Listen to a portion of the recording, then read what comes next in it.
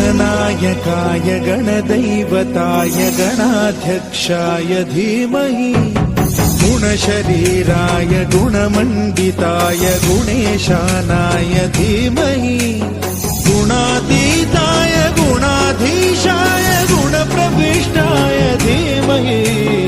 एकदन्ताय वक्रतुण्डाय गौरीतनयाय धीमहि गजेशानाय भालचन्द्राय श्रीगणेशाय धीमहि एकदन्ताय वक्रतुण्डाय गौरीतनयाय धीमहि गजेशानाय भालचन्द्राय श्रीगणेशाय धीमहि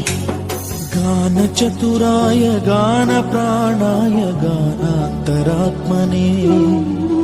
गानोत्सुकाय गानमत्ताय गानोत्सुकमनसे गुरुपूजिताय गुरुदैवताय गुरुकुलस्थायिने गुरुविक्रमाय गुह्यप्रवराय गुरवे गुणगुरवे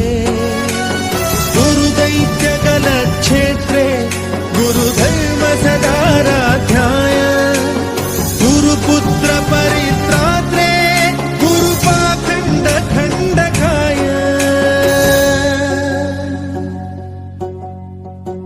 गीतसाराय गीततत्त्वाय गीतगोत्राय धीमहि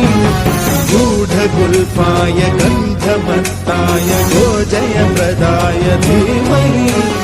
गुणातीताय गुणाधीशाय गुणप्रविष्टाय धीमहि एकदन्ताय वक्रतुण्डाय गौरीतनयाय धीमहि